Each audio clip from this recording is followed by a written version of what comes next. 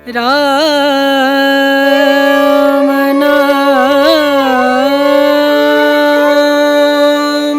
नमस्कार दोस्तों, स्वागत है आप सबका मेरे चैनल जादुई राम नाम में। और अब वक्त हो चला है रामायण का, तो चलिए शुरू करते हैं। तो दोस्तों, पिछले 2 एपिसोड्स में या पिछले 2 अध्यायों में मैंने आपको ये बताया था कि कैसे नारद मुनि वाल्मीकि जी के पूछे जाने पे उनको रामायण सुनाते हैं, श्री रामचंद्र के बारे में बताते हैं कि वो उत्तम पुरुष है, और उसके बाद उनके साथ वो एपिसोड होता है जिसमें कि क्रौंच पक्षियों के जोड़े को वो बिछड़ते हुए देखते हैं और उनका पहला काव्य उनके मुंह से निकलता है। फिर ब्रह्मा जी प्रस्तुत होते हैं और उसके बाद वाल्मीकि जी रामायण लिखने में बिजी हो जाते हैं। अब जहां से मैं आपको पढ़ के सुना रही हूँ है तो वाल्मीकि रामायण ही, बट इसमें ये मेंशन्ड है कि वाल्मीकि जी ने जब रामायण लिखी, इस सुंदर शास्त्रीय ग्रंथ की रचना करी जिसमें 24,000 श्लोक हैं, और उन्होंने इनको अध्यायों में, अलग अलग अध्यायों में इनको डिवाइड किया, और साथ में इन्होंने इसके उपसंहार की रचना भी करी। अब रचना पूरी हो गई, उसके बाद उन्होंने सोचा कि ये रामायण मैं किसे सुनाऊं या सिखाऊं। तो दोस्तों, यहाँ पे ऐसा मेंशन है कि लव कुश इस वक्त आश्रम में थे और सीता जी और राम जी के पुत्र। परंतु मैं जैसे जैसे आपको कहानी सुनाती जाऊंगी, ये वाले पॉइंट्स भी मैं क्लियर करती जाऊंगी कि जब वो इसी विचार में खोए थे, इसी विषय में सोच रहे थे, तो वाल्मीकि जी ने कहा कि ये रचना मैं किसको शेयर करूं, किसको सुनाऊं।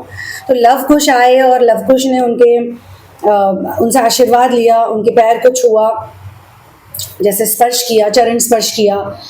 तो फिर उन्होंने लव कुश को ही ये रामायण सुनानी और सिखानी शुरू कर दी। जैसा उन्होंने लिखा था उसको म्यूजिकल इंस्ट्रूमेंट के साथ, उस समय वीणा होती थी, वीणा के साथ प्ले किया जा सकता था, और आश्रम में दोनों बच्चे रहते थे।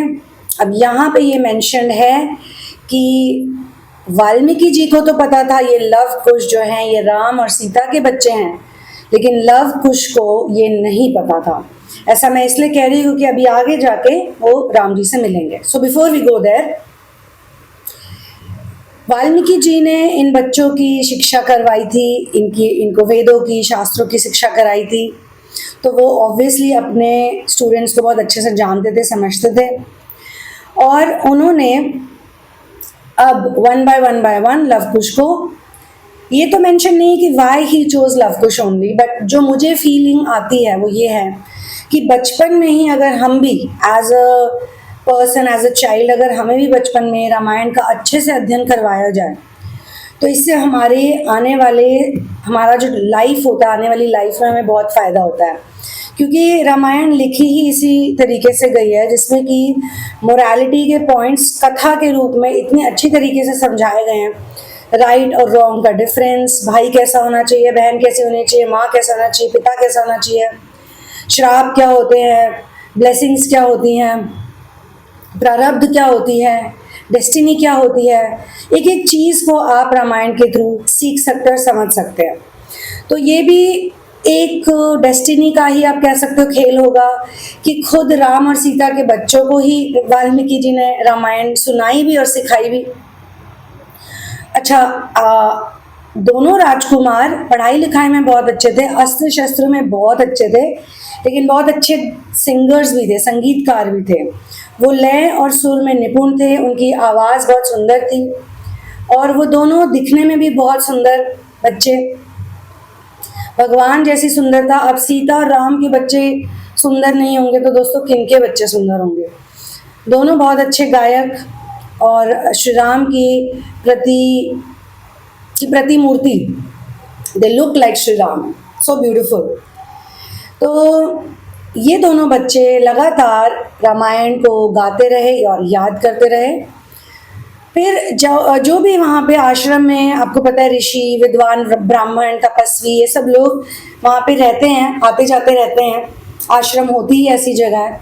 तो वहाँ पे जो भी आते थे उनको ये सुनाते थे रामायण, और ऐसे करते करते उनकी जो रामायण थी वो बहुत ही अच्छी हो गई, बहुत ही स्ट्रॉन्ग। जितनी ज़्यादा प्रैक्टिस करोगे, जितना गाओगे, उतना और अच्छा होगा। तो एक ऐसा अवसर आया एक ऐसा समय आया, इसमें लिखा है कि दोनों बालकों को ये रामायण श्री राम जी को सुनाने का मौका मिला। तो एक बहुत अच्छी मूवी है, अगर आप चाहो तो वो देख सकते हो। उसका नाम है, साउथ इंडियन मूवी है, आई थिंक उसका नाम है सीतारामम, राम राज्यम, राम राज्यम। बहुत अच्छी सी बनी हुई है वो फिल्म। लेकिन मुझे उस फिल्म से भी, और जो मैंने ये कहानियाँ सुनी है, which is about the exile that Shri Ram gave to Sita afterwards, मतलब अयोध्या आने के बाद जो उनको एक्साइल मिलता है, मुझे लगता है उस स्टोरी में डिस्क्रिपेंसी है। वो स्टोरी 100% करेक्ट नहीं है। हाँ वो बिछड़े थे, हाँ वो अलग भी हुए थे, ऐसी बात नहीं है, यहाँ तक तो मेरी इंट्यूशन जाती है। लेकिन वाल्मीकि रामायण में ही, और जो मेरे ग्रेट ग्रैंड मास्टर ने उसका काव्य रूप में ही जो ट्रांसलेशन किया, उसमें क्लियरली ये मैंशनड है एंड ऑफ द रामायण में कि राम और सीता ने बहुत सालों तक, हजारों सालों तक अयोध्या में रूल किया था, राज्य चला था उनका, और बहुत ही संपन्न था राम राज्य। उसमें कहीं पे भी ये मेंशन नहीं है कि सीता जी धरती में समा गई या वो अलग हो गए या उनका रूल नहीं था, साथ में नहीं थे, ब्ला ब्ला ब्ला। तो वो जो अलग हुए थे उसके पीछे कोई रीज़न है, उसके पीछे भी एक स्टोरी है, but it is not exactly what you are seeing over there.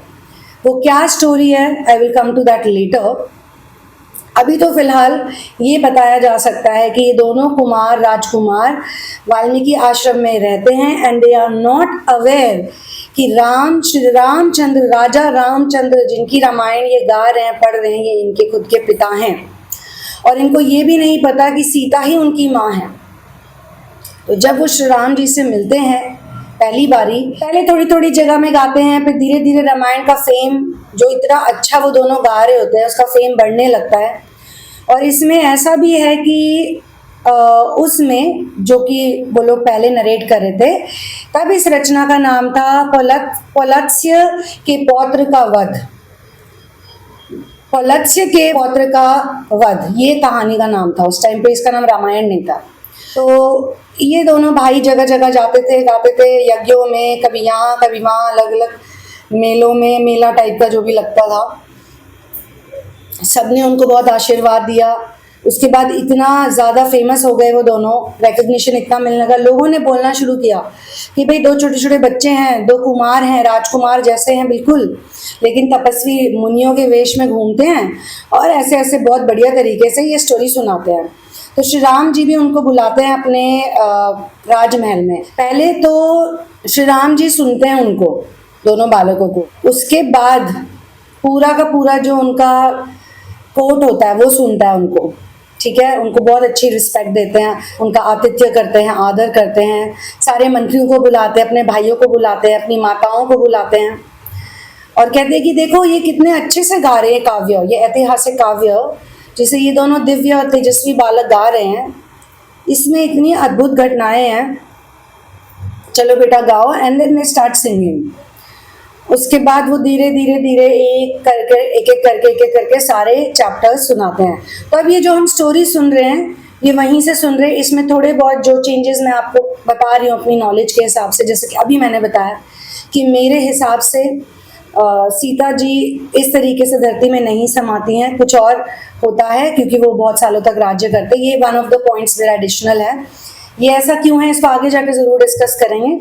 और श्री रामचंद्र की प्रशंसा, उनके भाइयों की प्रशंसा, माताओं की प्रशंसा बच्चों को जब मिलती है, दोनों भाइयों को मिलती है, उसको लेकर वो वापस भी जाते हैं वहाँ पे वाल्मीकि आश्रम में। लेकिन अब ये जो है कहानी को शुरू करते हैं और ये बताते हैं कि 7 दीपों वाला ये जो अर्थ है, ये पृथ्वी है, ये मनु के वंशज उन राजाओं के समय से ही एक ही शासक के अधीन रही है। जैसे आज हम देख रहे हैं कि 7 कॉन्टिनेंट्स डिवाइड हो चुके हैं, ऐसा पहले नहीं था। पहले एक ही राज्य था। और ऐसा कहते भी कि हिमालय जो है, वो हिमालय की जो बेल्ट है, शिवा के टाइम पे भी वो ही राजा थे। उससे पहले दक्ष प्रजापति थे, फिर हिमालय बने। और ये भी कहते हैं कि आज जो धर्म हम देख रहे हैं, इतने सारे डिविजन्स, ये सब बहुत नए हैं। पहले सिर्फ 3 ही बातें होती थी, देवता हैं, मानव हैं या असुर हैं। ये 3 चीज़ों में ही चलता था जो भी चलता था, बाकी सारी चीज़ें इतनी मैटर नहीं करती थी। तो दोस्तों मैं आपसे मिलूंगी दोबारा अगले वीडियो में और फिर कहानी को आगे लेकर जाएंगे। I will see you in the next one. One love, peace out, and victory to Ram.